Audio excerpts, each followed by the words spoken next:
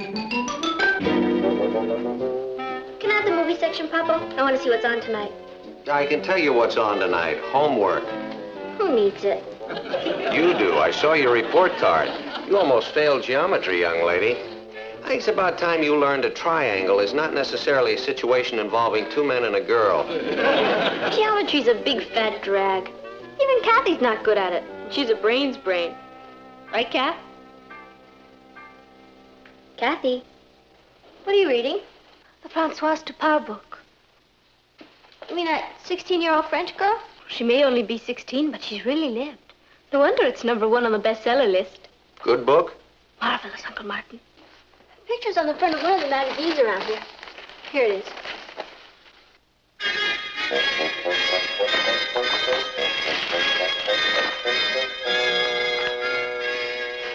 Imagine that.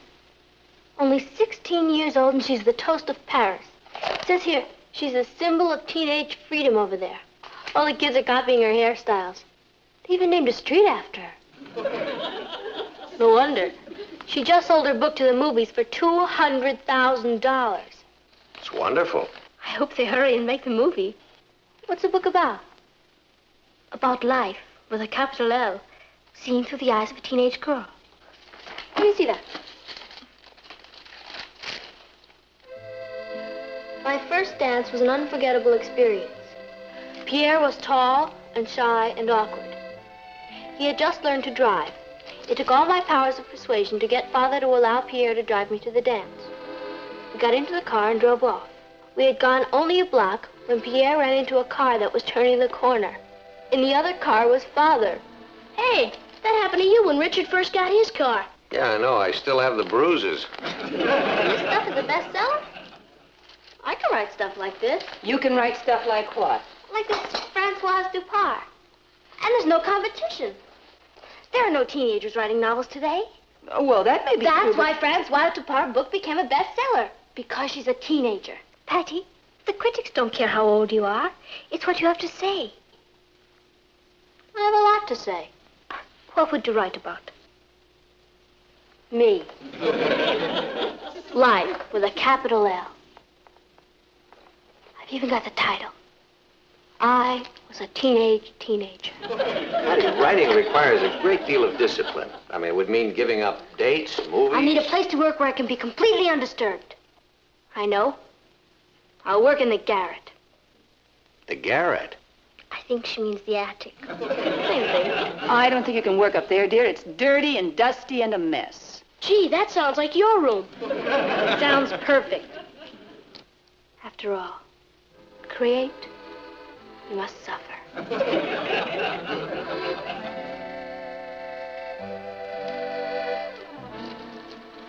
Françoise, move over.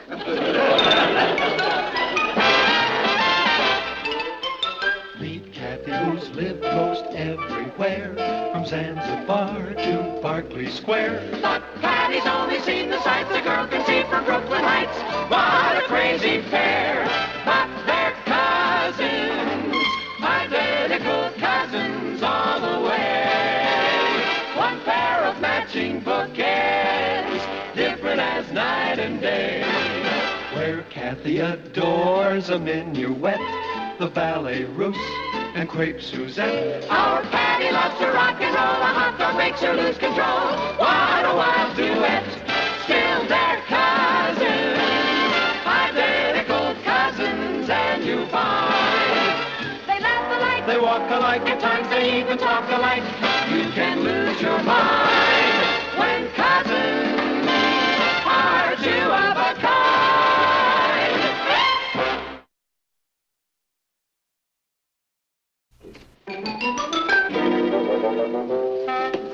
Are you sure you want to work up here, Patty? It's going to be awfully uncomfortable.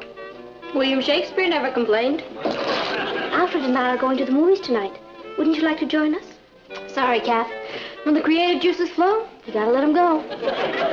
You're sure you'll be all right up here? Louisa May Alcott never complained. Everything I want is right here. If there's anything I can do to help, Patty. Nothing, thank you. Creation is the bird of loneliness. Good luck. It has nothing to do with luck. Pure talent.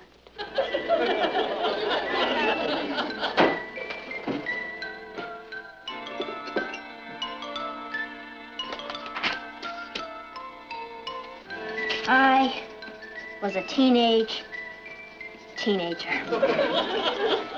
By Patty Lane.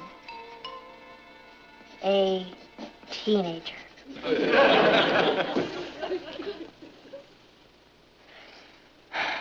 Early one morning,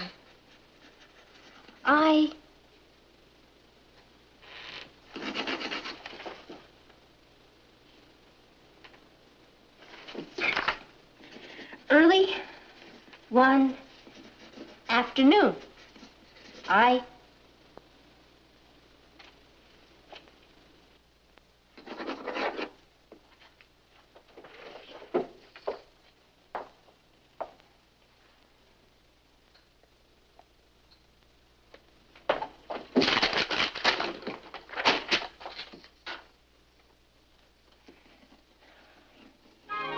early one night.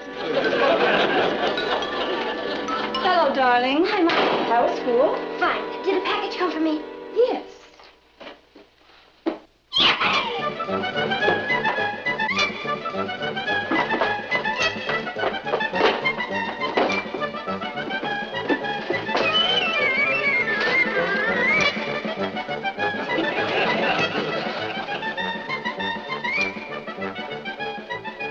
It's me. Jenny, I thought of you while I was driving here.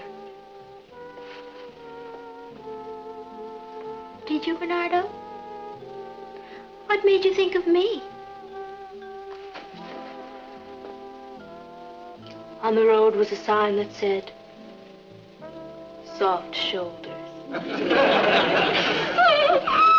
Oh, Bernardo, you have the drollest sense of humor.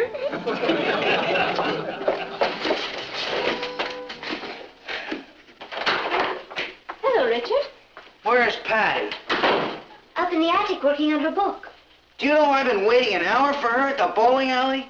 That's the third date she's broken in a row. Oh, she probably forgot about it. That's a fine excuse. Well, she's gonna have to choose. It's either her career or me. Did you say she was up in the attic? I don't think she wants to be disturbed. Well, she's gonna be.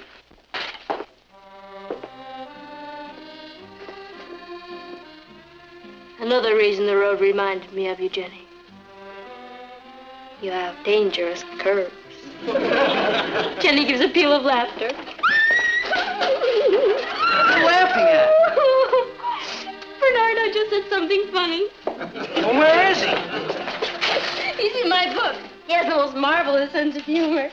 When are you gonna finish that, Patty? I've been out bowling by myself, and you've been up here laughing by yourself. Well, it doesn't make sense. It will make sense when my book is finished. I'm going to do for the American teenager what Francoise did for the French teenager. Well, what did she do for them? She liberated them. She made the world look at them in a new light. Well, how long's this liberation gonna take? Well, about it. You don't write a bestseller overnight. It might take me another week. Here's your dinner, Patty. What's the matter? Didn't Louisa May Alcott eat? What happened?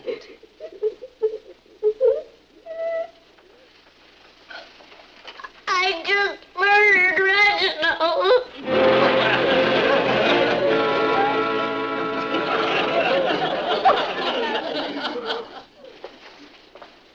Hey, Patty, it's 12 o'clock. I just have to finish this chapter. Did you write all that? That's the prologue. What are you gonna call it? Gone with the Wind? I thought I'd let the publisher choose the title. Honey, you know, it isn't all that easy to get something published. I guess if it were, everybody'd write a book. What I'm trying to say is that I really wouldn't count too much on this if I were you. Papa, will you be home this Saturday? Well, I think so. Why? I'm going to be through with the book by then. Would you read it? Sure, I'd love to. Thanks. Well, all right, you finish up and get to bed, huh? Good night, dear. Good night, Papa. Did you hear that?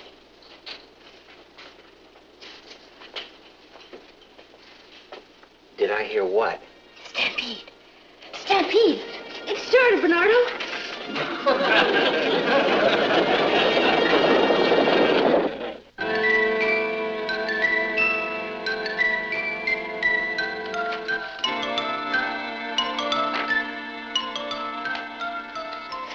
Well?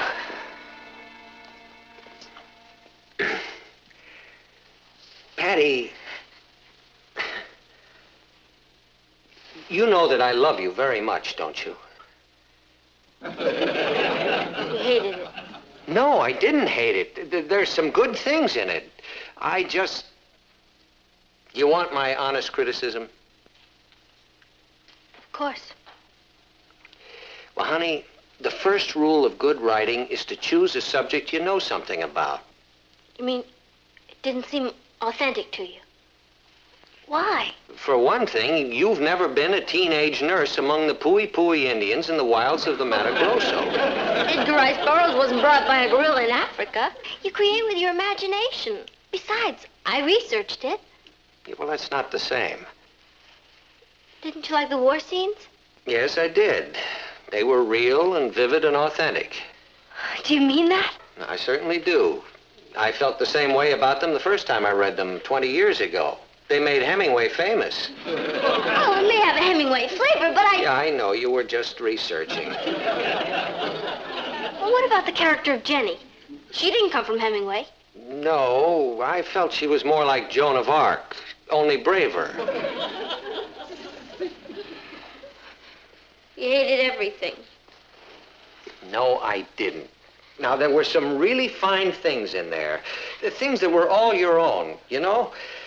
In fact, for instance, the comedy scene was just wonderful. The comedy scene? During the big battle. Remember when the enemies were locked in, what was your phrase? In the throes of mortal and deadly anguish with their eyes caught in fierce combat. And then Jenny comes by with her first aid kit, and they take one look at her and stop fighting and start trying to date her. That wasn't a comedy scene. I see. No, Middleton, didn't know what to you. Oh, now, Patty, please, I was... I'm sorry for taking up your valuable time. What happened? Oh, it was a disaster. Was the book that bad? It was a combination of Hemingway, Salinger, and Superman, only ungrammatical. It's easy for everybody to sit back and criticize. But I'll tell you this. There's going to be a lot of crow eating around here when my book gets published. Publishers. Repeat. Publishers. Publishers. Here we are. You're not going to send it to a publisher. What did you think I was going to do with it? Well, a lot of authors just put their first book away. They consider it a kind of training. They don't put bestsellers away. This has everything. Love, war, poverty, death, cooking recipes. I mean, you never read a book before where they actually gave you a cooking recipe right in the middle of a chapter, did you? No? Do you know what the bestsellers are? Cookbooks. And I've thrown it in for nothing. 6 of Mom's best recipes. Just wait. I'll show all of you.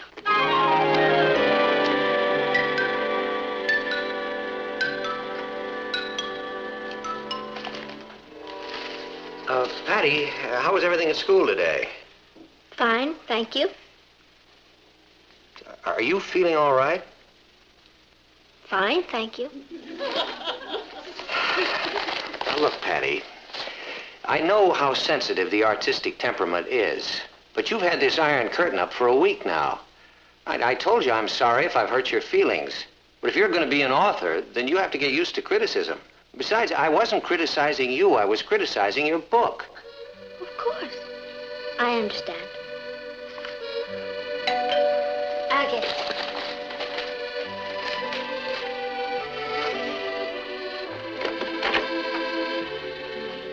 Thank you.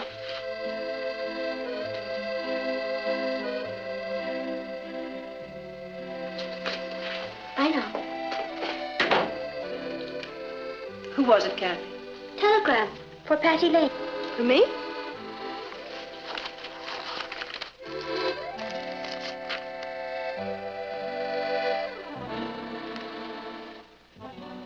Is anything wrong? No, nothing's wrong. It's just a telegram from my publisher. My book's going to be published immediately. They expect it to be a bestseller. If you'll forgive me now, I think I'll retire to my garret.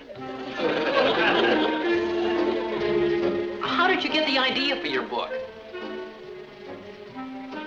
Well, everyone is always attacking the teenager.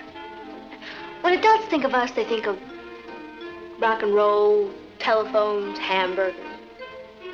I wanted to give them a more realistic image. Show them the real us. Yeah, a brave teenage girl runs away from her home in Detroit to become a nurse among the Poi Indians in the wilds of the Mato Grosso. Oh, hello, Mr. Lane. Hello, boys. Hello, Patty. Hi, Papa. Alfred's interviewing Patty for the Brooklyn Heights Clarion. The paper's running a front-page story on her. Yeah, it's wonderful. You know, teenage girl becomes famous author overnight. I'll bet it must make you feel kind of funny. Me scooping your daughter like this. I mean, you being a newspaper editor, too. Well, yeah, it does feel a little funny, yeah. I suppose you're planning a Sunday feature story on her, huh? Well, we hadn't decided on the day yet. Our readers would like to know your opinions about your fellow authors. Whom do you admire most? Ernest Hemingway. What do you think of T.S. Eliot? T.S. is long-winded, but very talented. And Francoise Dupart? An illiterate French child. Well, if you'll excuse me. Will you be going to Hollywood to write the picture? Probably. Hello, dear. Hey, what's cooking? It smells good. That's me. Oh. Is the press conference still going on? Oh, yeah. I can't understand it. The book is being published. Yeah, I know it is, but I don't know why. Couldn't you have been wrong about it? It's not very good. Well, the publisher saw values in it that you didn't see. You read it. What's your opinion? It's not very good. And yet somebody is willing to shell out an advance of $1,000 or $2,000 plus the money it's going to take to publish it. According to the telegram, the contracts are on the way. So I guess we must be wrong. What are we having for dinner tonight? Crow.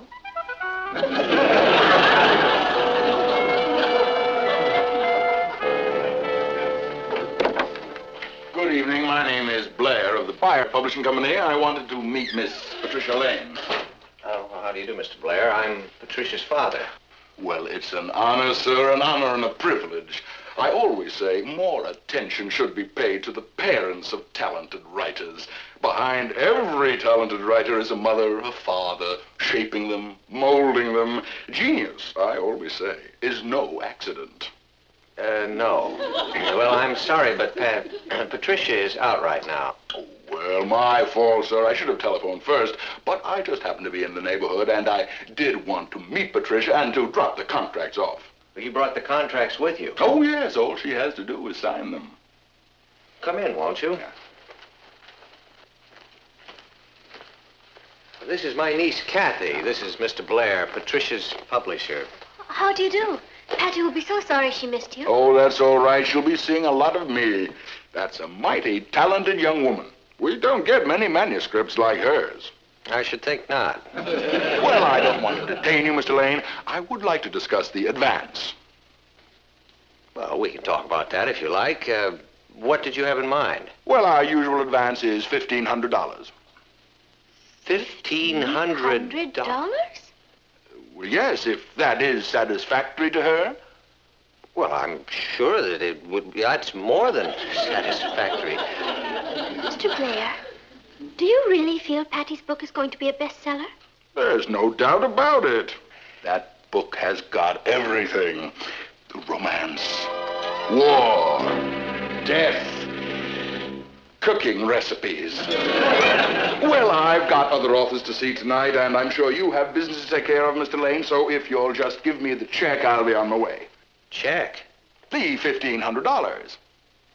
You want a $1,500 advance from me? No, from your daughter. Oh, from my daughter. This publishing firm of yours, Mr. Blair, it's one of those vanity presses, I take it. Well, I wouldn't call it that. I don't care what you call it. The point is that people pay you money to publish their books so they can see their name in print. Well, there's nothing wrong with that, Mr. Lane. And you'll publish anything that's submitted to you. Well, actually, Mr. Lane, my business is not with you, it's with your daughter. And she did sign a contract.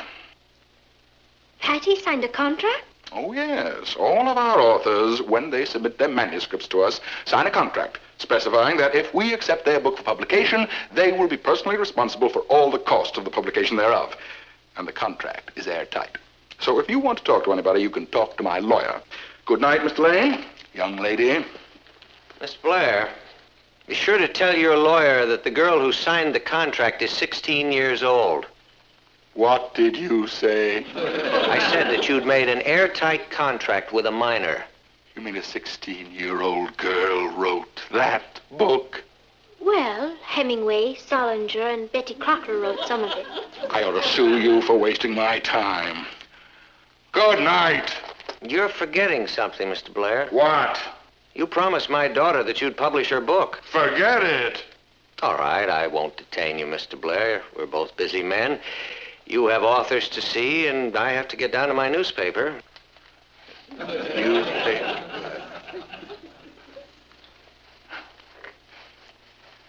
You wouldn't be, Martin Lane, would you? Yes? Not the managing editor of the New York Chronicle? Yes? Mr. Lane, the Vanity Press is a perfectly legitimate branch of the publishing business. We cater to people's dreams, people whose dream it is to see their novel in print. I'm aware of that. Yes, well, now I would not want to be unfair about this.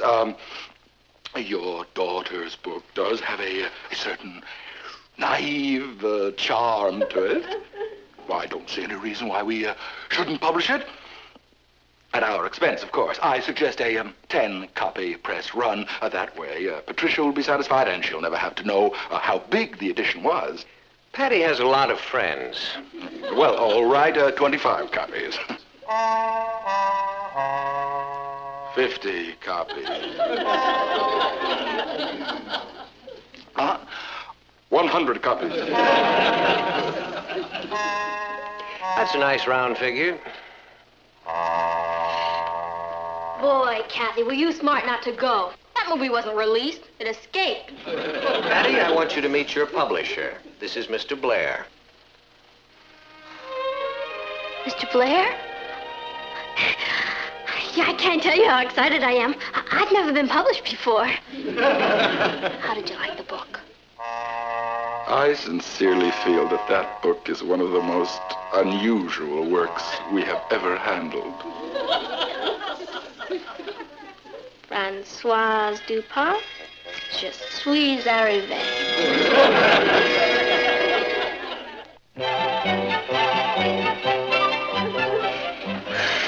Boy, being a celebrity is sure rough on the fingers. You must have autographed 100 books. You promised you'd autograph one for me. Okay. Could you put on it, to Ross, from his sister who wrote the book? Sure. Thanks. I promised the kids that I'd bring it to class tomorrow. Your book has certainly created a stir around Brooklyn Heights High. I'll bet it has. Created quite a stir around here. Good afternoon, everybody. Well, I brought the revised contracts. That's wonderful, Mr. Blair. You don't mind if I read those first, do you? Hope so. Thank you. Boy, have I got a surprise for you, Mr. Blair. My new book.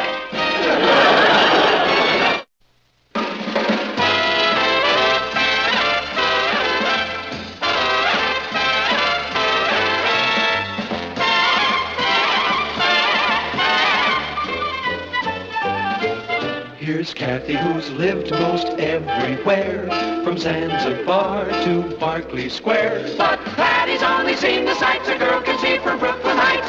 What a crazy pair, but they're cousins, identical cousins, and you'll find they laugh alike, They walk alike, at times they even talk alike. You can lose your mind when cousins are two of a kind.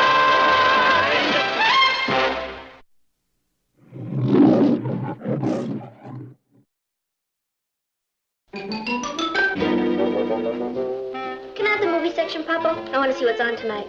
I can tell you what's on tonight. Homework. Who needs it? You do. I saw your report card.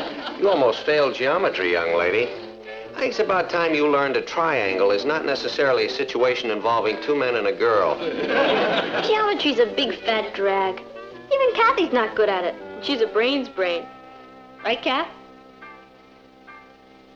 Kathy, what are you reading? The Françoise Dupart book. You mean that 16-year-old French girl? She may only be 16, but she's really lived.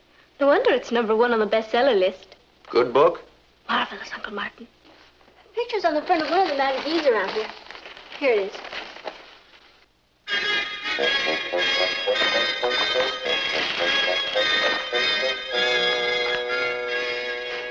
Imagine that. Only 16 years old and she's the toast of Paris. It says here, she's a symbol of teenage freedom over there. All the kids are copying her hairstyles. They even named a street after her. No wonder. She just sold her book to the movies for $200,000. It's wonderful. I hope they hurry and make the movie. What's the book about? About life, with a capital L, seen through the eyes of a teenage girl. Let me see that. My first dance was an unforgettable experience. Pierre was tall and shy and awkward. He had just learned to drive. It took all my powers of persuasion to get Father to allow Pierre to drive me to the dance. We got into the car and drove off. We had gone only a block when Pierre ran into a car that was turning the corner. In the other car was Father. Hey, that happened to you when Richard first got his car. Yeah, I know. I still have the bruises. This stuff is a bestseller? I can write stuff like this. You can write stuff like what? Like this Françoise Dupart. And there's no competition. There are no teenagers writing novels today. Oh, well, that may be true. That's why Françoise Dupart's book became a bestseller. Because she's a teenager. Patty, the critics don't care how old you are. It's what you have to say. I have a lot to say. What would you write about? Me. Life with a capital L.